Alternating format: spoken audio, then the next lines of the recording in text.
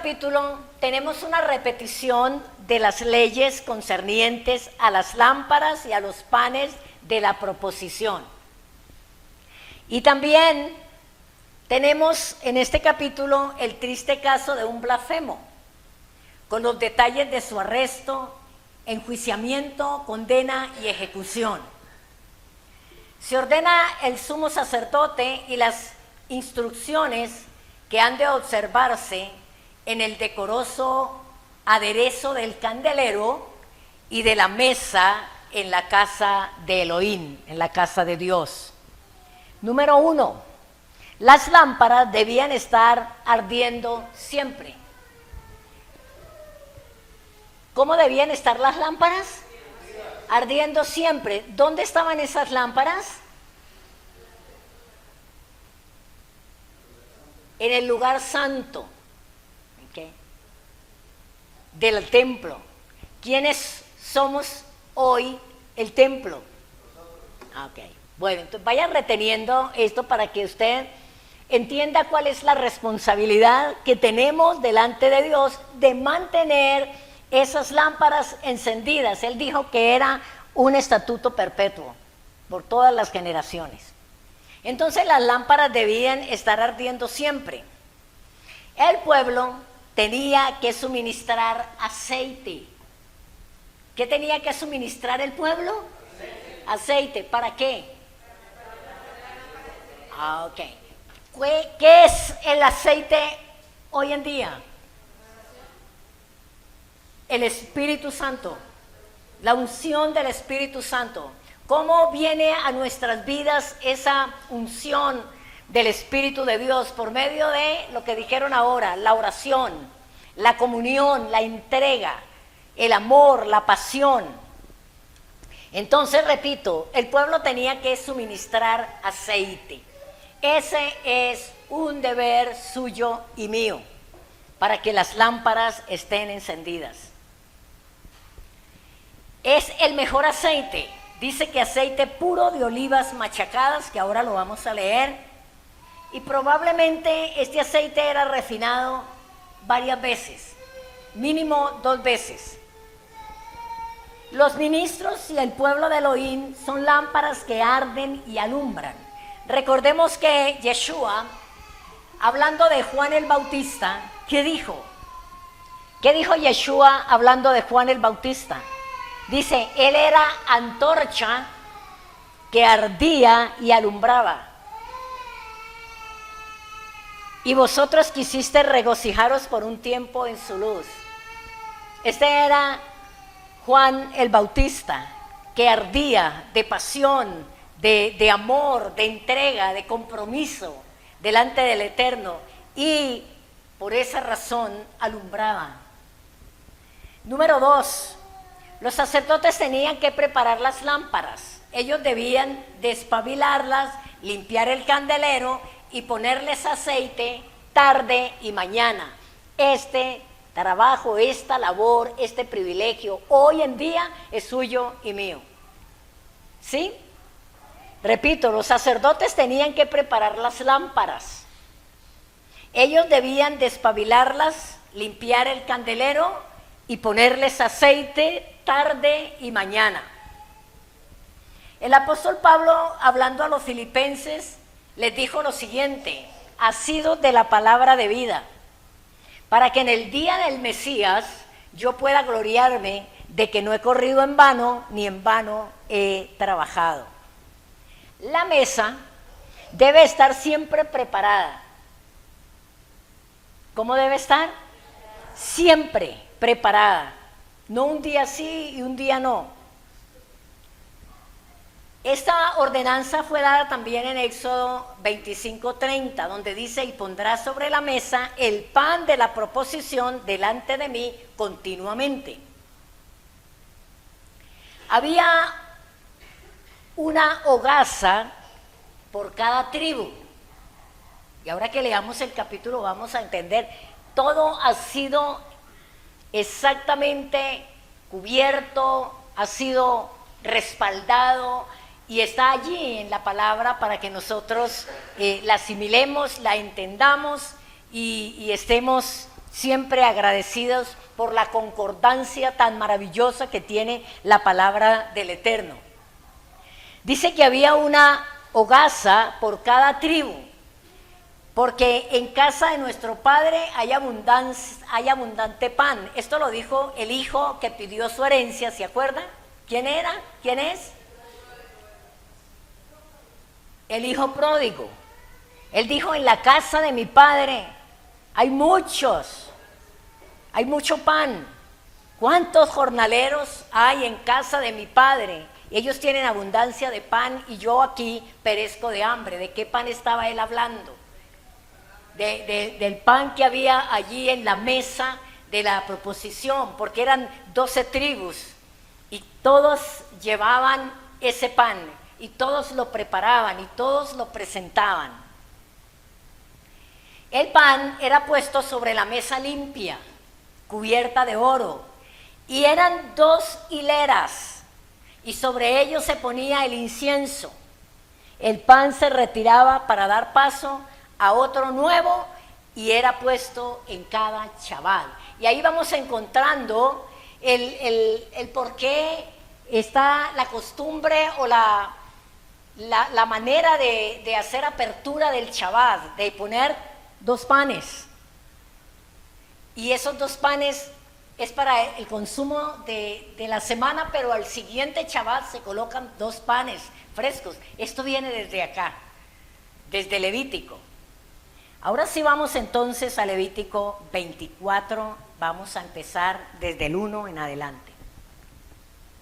Bueno, yo me encuentro aquí esta botellita de agua, yo la voy a usar.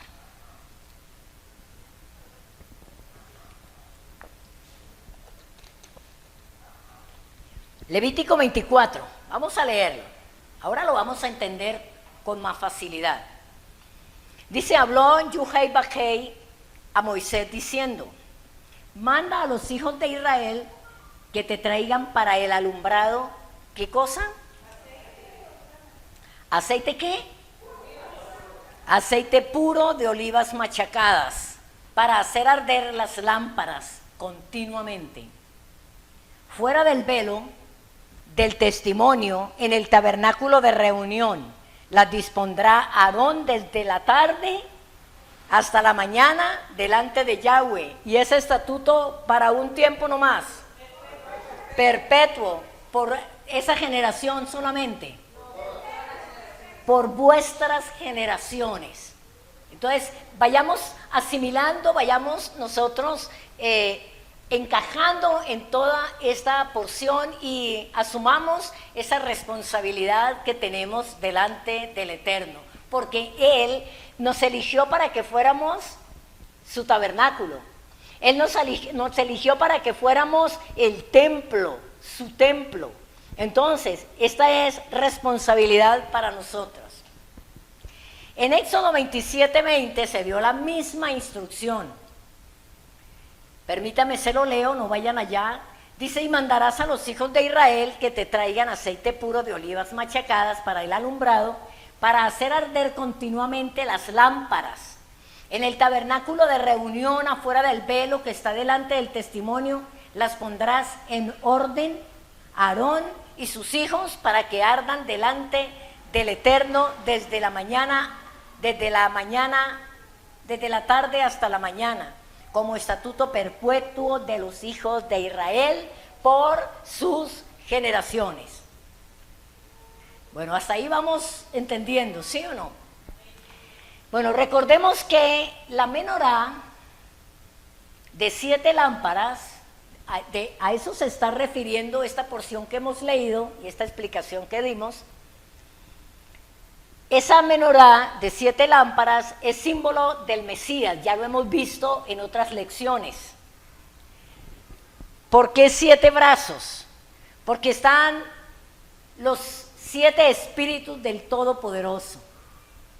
Allí tenemos una pequeña réplica, por así decirlo. Y veamos qué dice Isaías capítulo 11 y versículo 2. Como todo lo que nosotros tenemos está sustentado, debidamente sustentado en toda la palabra del Eterno. Isaías 11:2 dice, y reposará sobre él el espíritu de Yahweh, espíritu de sabiduría y de inteligencia, espíritu de consejo y de poder, espíritu de conocimiento y del temor de Yuhei Bajei, de Yahweh. El aceite, el fuego y la luz son símbolos del Espíritu Santo de Dios.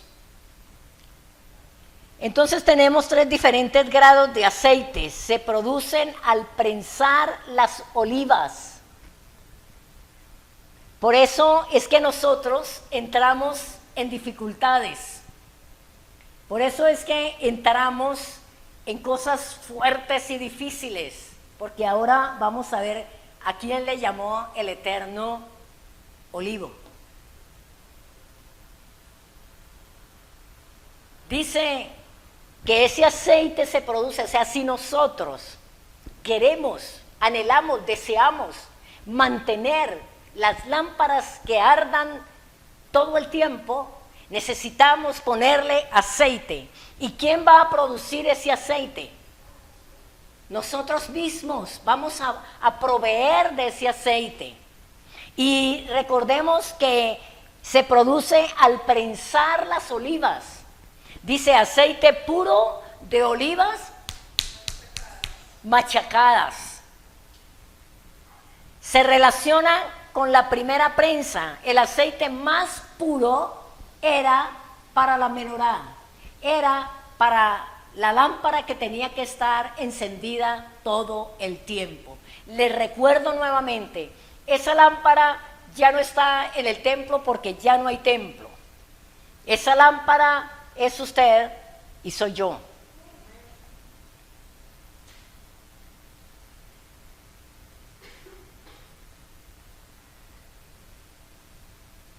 La ordenanza especial era que de olivas machacadas debía extraerse el aceite que ardía día y noche en el tabernáculo. Bíblicamente, el olivo es símbolo de Israel.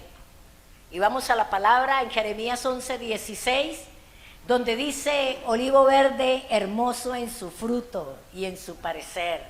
Llamó Yahweh tu nombre. Y le está hablando a Israel. Jeremías 11:16.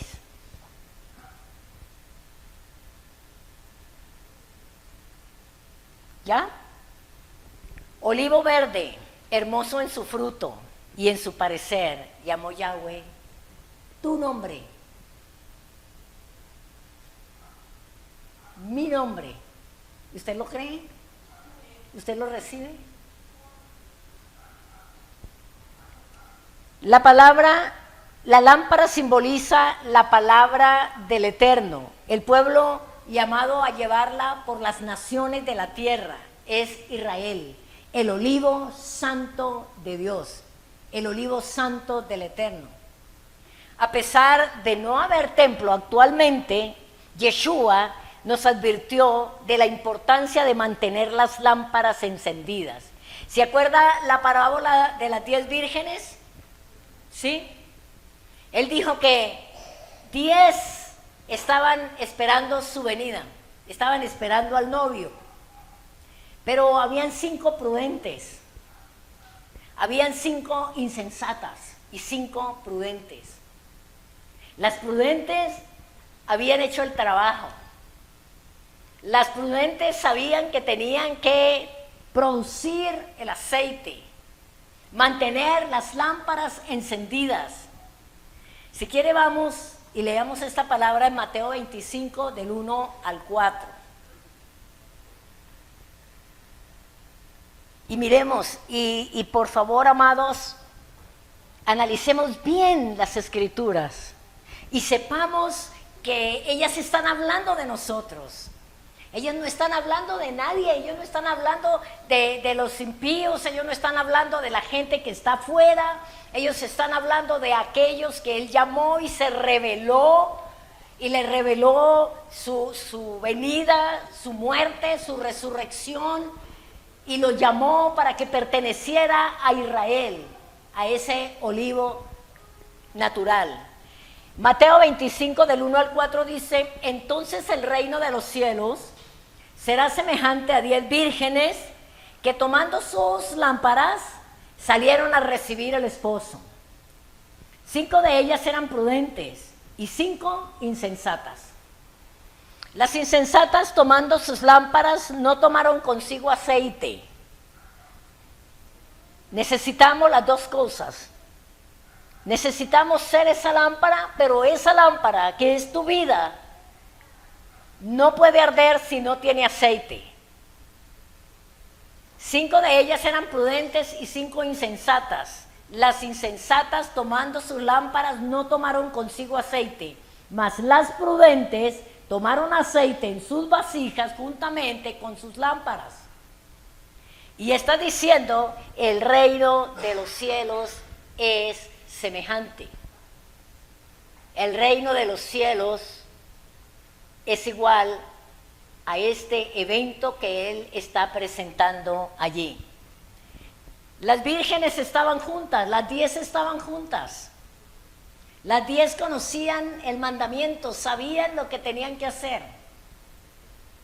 Pero en ese gran número de 10 estaba el 50% en lo que él había hablado, pendiente, dispuestas, disponibles, y el otro 50% no, para nada. Pero las 2 estaban esperándolo.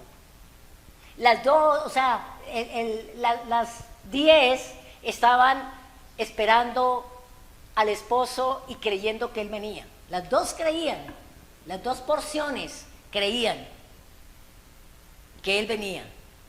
Mas sin embargo, no hicieron nada. Y esto tiene que ponernos a nosotros a reflexionar, porque a veces creemos pero no hacemos. Decimos que somos pero no somos. Entonces necesitamos hacer la diligencia, necesitamos hacer el trabajo. La palabra insensato en griego es moros y quiere decir una persona aburrida, o sea, aburrido, necio y cabeciduro. Así de sencillo. ¿Quién es un cabeciduro? ¿Cómo es un cabeciduro? ¿Cómo? Vea, Jorgito. Gracias, Jorgito. Terco. Que oye y oye y oye y no hace. Es un necio. Continuamos. Notemos, el olivo se debía prensar. Es sufrimiento. ¿Ustedes recuerdan dónde subió Yeshua en el momento en que fue tomado y fue llevado para ser ejecutado a muerte? ¿A dónde fue? Al monte de los olivos. Allí llevó él la consumación del sacrificio, del dolor, de la angustia. Y él dijo, mi vida está angustiada hasta la muerte. A él no se le había escuchado esa palabra en todo su caminar. Y ya había sido de muchas maneras despreciado, injuriado, azotado y todo lo que usted conoce de la palabra. Pero estando allí, en el monte de los olivos, en el lugar de la prensa, en la prensa de aceite, allí él dijo, estoy angustiado hasta la muerte. Entonces, el olivo se debía prensar y eso se llama sufrimiento. Nosotros no queremos, nosotros quisiéramos evitarnos todo esto, todo sufrimiento, toda angustia, toda presión, ¿sí o no? Y cuando llega alguna circunstancia fuerte, nos ponemos que no sabemos qué hacer. Pero ¿sabe qué? ¿A qué no sabe? Nosotros necesitamos esto, amados. Allí somos prensados, allí producimos aceite, allí somos esas olivas machacadas para producir el aceite para las lámparas.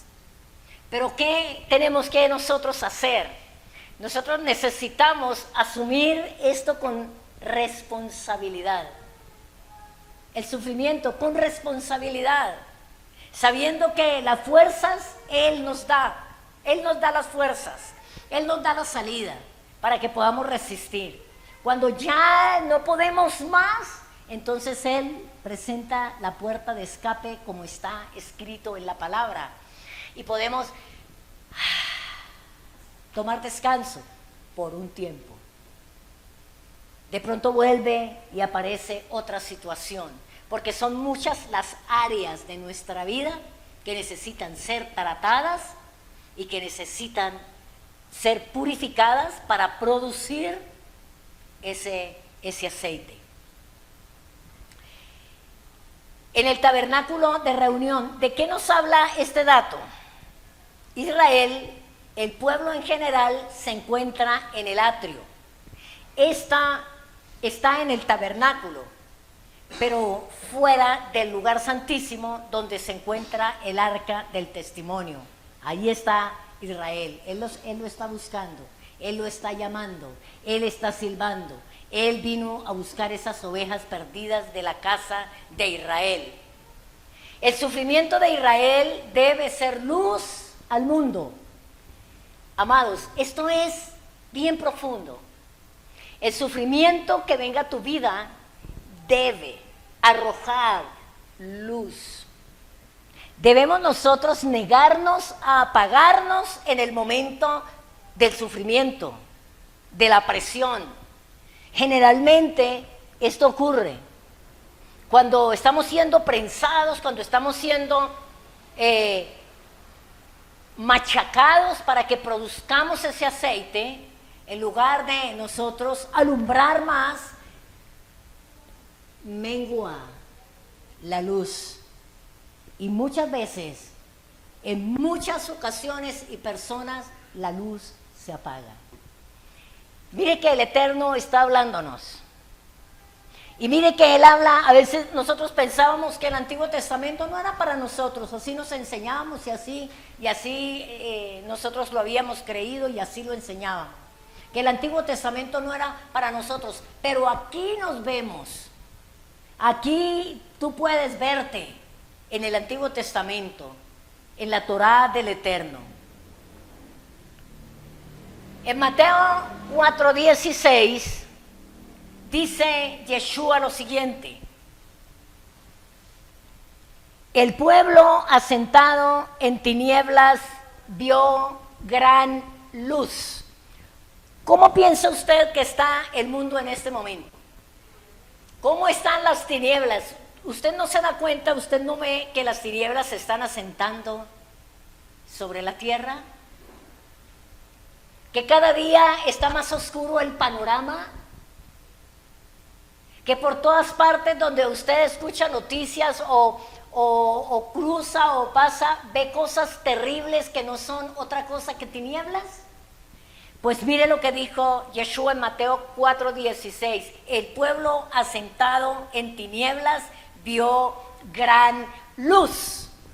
Y es lo que Él quiere, amada congregación, que nosotros seamos esa luz, que se están asentando las tinieblas y que esa luz somos nosotros. Y dice que el pueblo asentado en tinieblas vio gran luz, y a los que vivían en región de sombra de muerte, luz les resplandeció. Recordemos, lo mismo que fue, será. No hay nada nuevo debajo del sol. Lo mismo que fue, será. A nosotros nos enseñaron que la Biblia era lineal.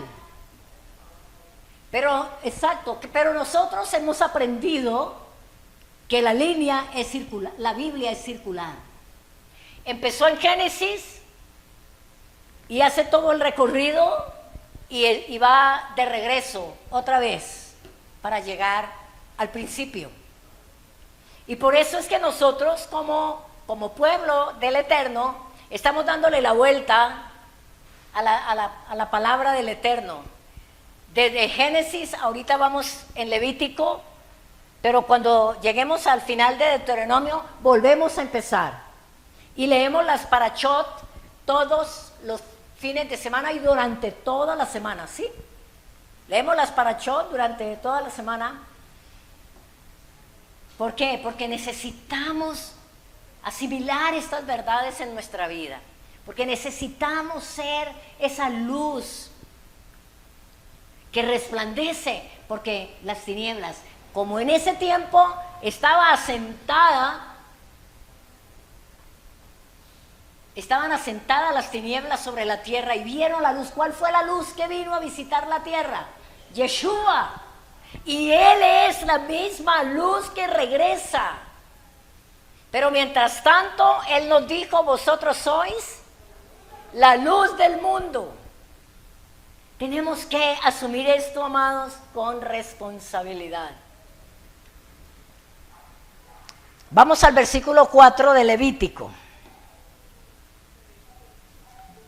Levítico 24, 4. Y continuamos con el estudio del capítulo. Dice, sobre el candelero limpio. ¿Cómo tiene que estar el candelero? Limpio. ¿Cuál es el trabajo de los sacerdotes? Limpiarlo, quitarle las pavecitas. Usted sabe que cuando está encendida una lámpara o una vela o una veladora, si se llena de pavesas, la luz se pone pequeñita. Pero usted llega y le quita esa cabecita que se forma en la parte de arriba, inmediatamente la luz se levanta. ¿Sí? Entonces, sobre el candelero limpio, pondrá siempre en orden las lámparas. ¿Delante de quién? Oiga, hermanos, esto es para que nosotros lo entendamos y sepamos, hombre, yo soy esa lámpara que soy puesta delante de Él. Recordemos que la menorá es de oro puro, que representa la divinidad misma. Las lámparas estarán ardiendo siempre en su presencia. Allí estaban. Eso fue un mandamiento, un estatuto, una ordenanza para todas las edades, para todas las generaciones. ¿O usted cree que el Señor dijo, bueno, ya como no hay templo, ya nada? Él se proveyó de lámparas para que alumbren en su presencia. Versículo 5.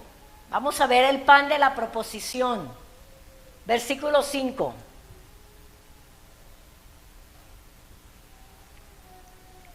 Y tomarás flor de harina y cocerás de ellas 12 tortas. Escuchen, ¿cuántas? 12 tortas. ¿Se acuerda que ahorita vimos que estaban en hileras? Ahorita cuando empezamos, 12 tortas. Cada torta será de 2 décimas de efa. ¿Qué está viendo usted aquí? 12 tortas, las 12 tribus. Dice que se ponían en 2 hileras. ¿Cuáles son esas 2 hileras? Las 2 casas. La casa de Judá y la casa de Israel. Y las pondrás en 2 hileras. Mire, hermanos amados, si nosotros queremos, si usted quiere, se puede ver aquí. Se puede ver aquí en esta palabra y en cada palabra que nosotros leemos. ¿Por qué? Porque usted y yo pertenecemos a una de las tribus, a una de ellas. Y dice que estaban las 12 puestas allí. Y después habla de las 2, de la casa de Israel y de la casa de Judá. Entonces, 6 en cada hilera sobre la mesa limpia delante del Eterno. Pondrás también sobre cada hilera incienso puro. Acuérdese que es el incienso. Y será para el pan como perfume, ofrenda encendida a Yuhei Bajei. Cada día de reposo, ojo, cada día de reposo lo pondrá continuamente en orden delante del Eterno, el nombre de ¿qué? De los hijos de Israel, como pacto perpetuo. Hermano, tiene una importancia, tiene cierta importancia esos 2 panes que se presentan al inicio del Shabbat. Se cambiaban, estos panes se cambiaban cada semana. Cada semana. Esos panes que estaban ahí se los daban al sacerdote y colocaban panes nuevos.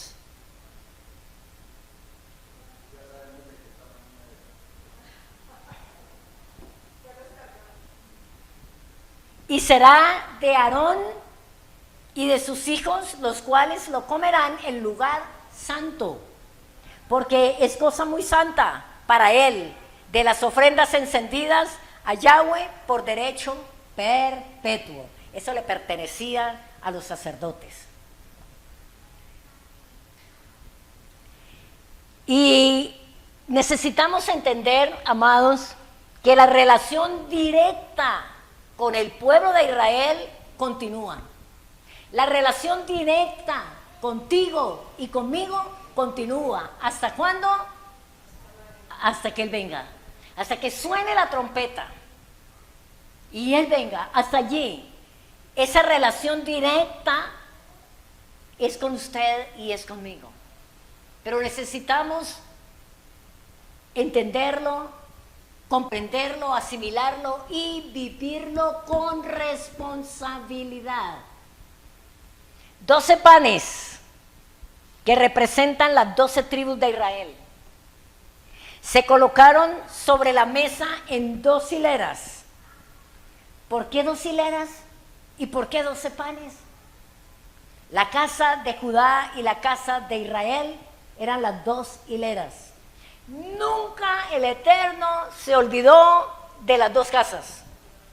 Nunca. Ese es y será su pueblo amado eternamente. Y por esa razón nosotros estamos hoy sentados en este lugar, porque nunca se olvidó de nosotros. Aunque anduvimos en el mundo, aunque hicimos lo malo, aunque no lo honramos, aunque estuvimos en idolatría, en hechicería, en tantas cosas, y le habíamos dado la espalda completamente a Él, nunca se olvidó de nosotros. Porque Él dijo por medio del profeta Isaías: ¿se olvidará la mujer de aquel que dio a luz?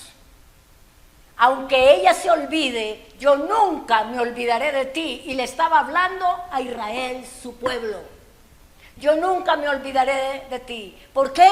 Porque en la palma de mis manos te tengo esculpida. Y esto es algo que nosotros no lo hemos asimilado. Y pensamos que cuando estamos siendo prensados, que cuando estamos en dificultad fue que Él se olvidó, que Él me borró, que cogió un borrador y que ya me borró de su mano, que se olvidó de mí, que ya no sabe ni cómo me llamo. No, antes al contrario, es cuando está más cerca. Para cuando usted le llame, Él dice: llámeme, clámeme y yo te respondo. Contigo estaré yo en la angustia. Te libraré de todo. Si pasas por el fuego, no te vas a quemar. Si pasas por las aguas, no te vas a ahogar. ¿Por qué razón? Porque yo estoy contigo. Necesitamos en esos momentos, y Dios es bueno, Él es maravilloso. ¿Por qué razón nos está hablando día tras día del sentido de la responsabilidad? Para que no dejemos de ser ese pueblo que responde a su llamado y que, independiente de las cosas que suceden, que son adversas, nosotros sepamos que Él no nos ha dejado y que no nos ha abandonado. Entonces, repito, 12 panes que representan las 12 tribus de Israel se colocarán sobre la mesa en 2 hileras que son las 2 casas, la casa de Judá y la casa de Israel. Las casas serán como ofrenda permanente delante del Eterno por el incienso colocado sobre cada hilera. Ahora, ¿qué representa el incienso? Busque ahí Apocalipsis capítulo 5 y versículo 8.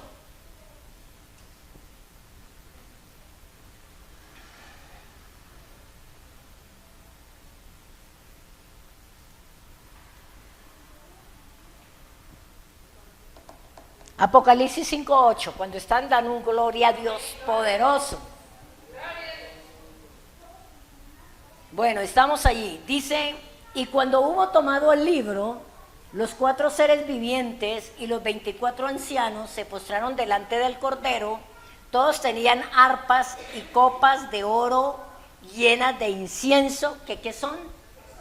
Las oraciones de los santos. Mire, nosotros mismos producimos el aceite cuando somos prensados.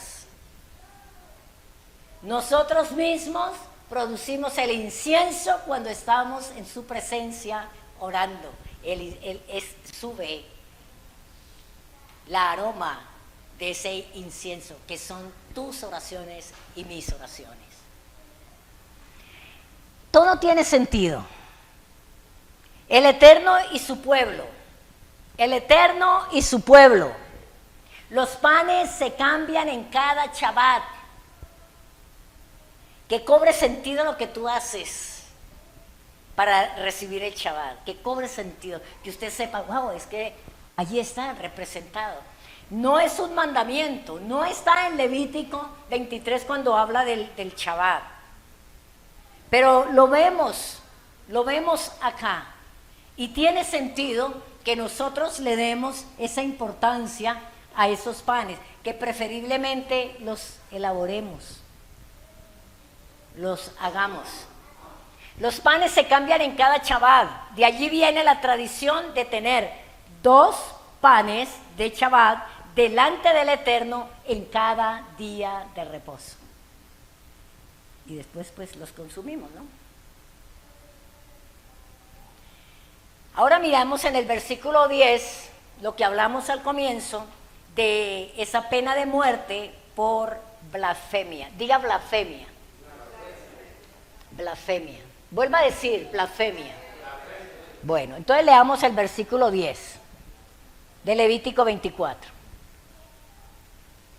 En aquel tiempo, el hijo de una mujer israelita, el cual era hijo de un egipcio, salió entre los hijos de Israel, y el hijo de la israelita y un hombre de Israel riñeron en el campamento.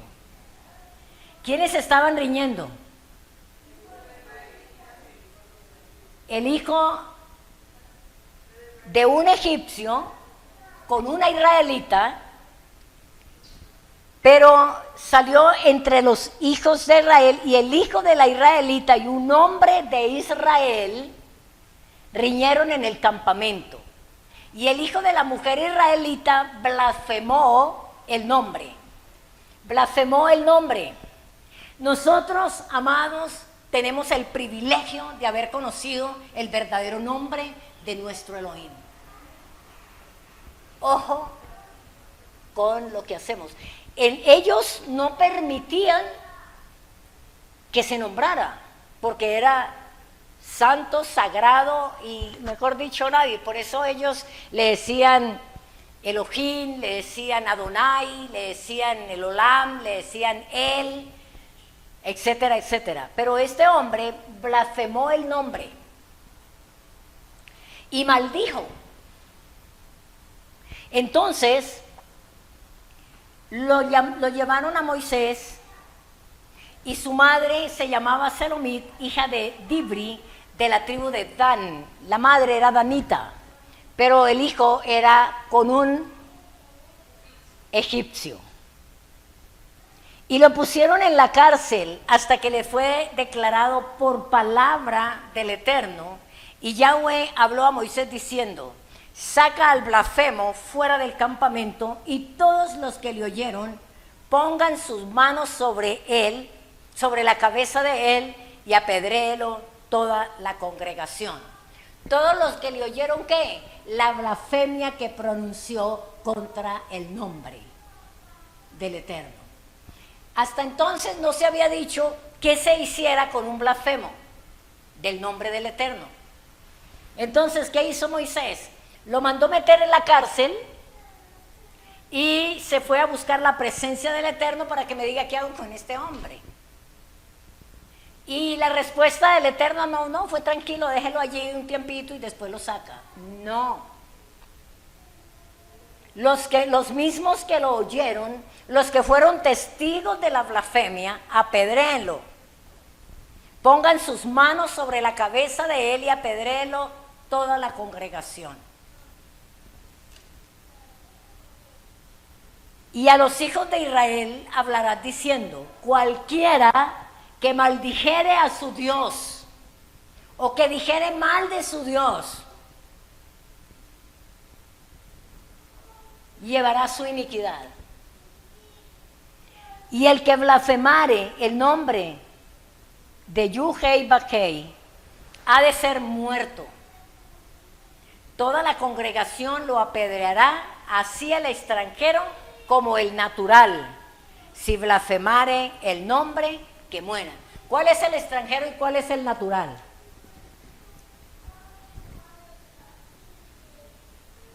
El natural es el israelita de nacimiento. Es el que nació de las 12 tribus. Pero el extranjero es el que vino y fue injertado en el olivo. Ahí estamos.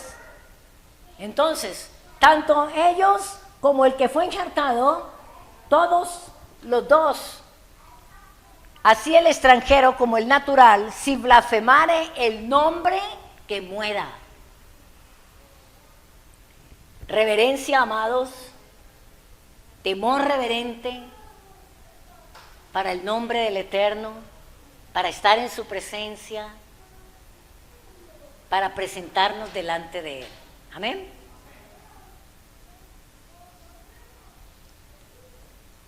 No se sabe si el hecho de haber sido el blasfemo hijo de israelita y egipcio, como especifica el texto, porque especifica que era un hijo de una israelita y un egipcio, no se sabe si esa fue la razón por la cual este muchacho blasfemó. No lo dice la palabra, pero es posible porque había diferencia para el natural, para el otro, y a lo mejor blasfemó por el nombre. No lo estoy afirmando, estoy pensando que pudo haber sido. En hebreo es claro que blasfemó y maldijo el nombre del Eterno. Ahora hay una pregunta. ¿Cuándo y cómo se blasfema el nombre? ¿Qué piensan ustedes? ¿Cuándo y cómo se blasfema el nombre?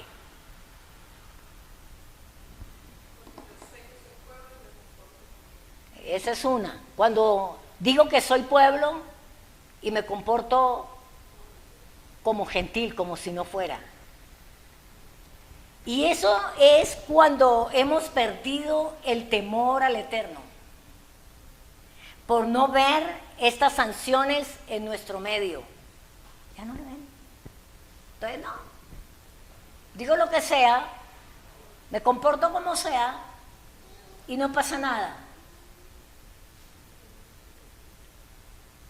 Cuando se trata su voluntad y su pensamiento sin ningún respeto, poniéndola por debajo del pensamiento de los hombres, se blasfema su santo nombre. Él dijo esto y es así. no lo cuestiono, no trato de torcerlo, no lo acomodo, no escucho a ver quién dice algo que se acomode a mi manera de pensar para hacerlo. No. Cuando hemos perdido el temor al Eterno por no ver estas sanciones en nuestro medio, cuando se trata su voluntad y su pensamiento sin ningún respeto, poniéndola por debajo del pensamiento de los hombres.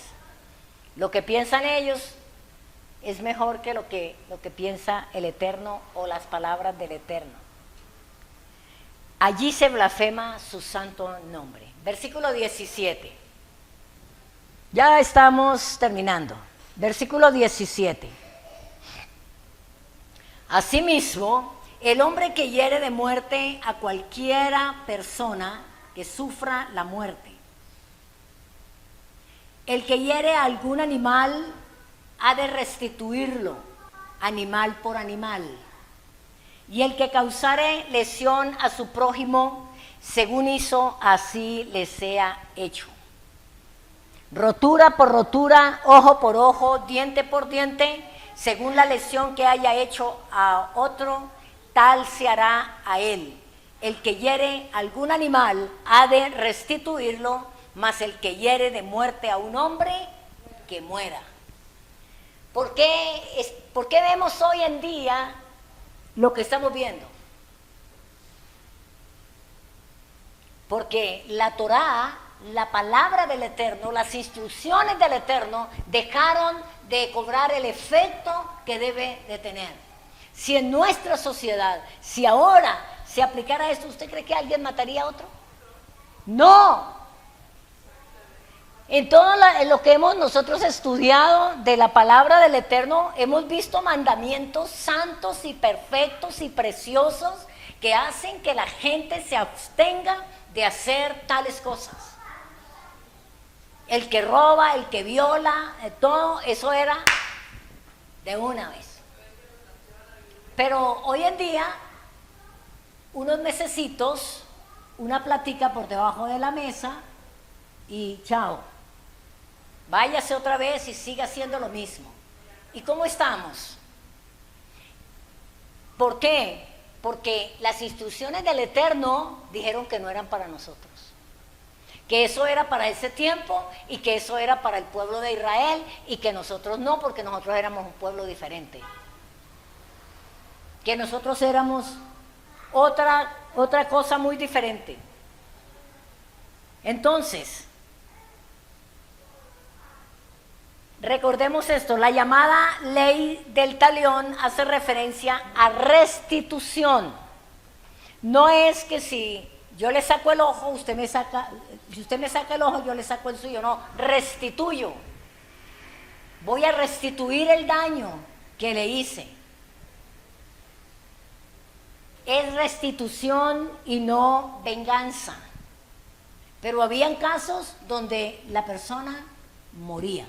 Tenía que ser muerta para quitar el daño. Y inclusive en el Nuevo Testamento vemos esto.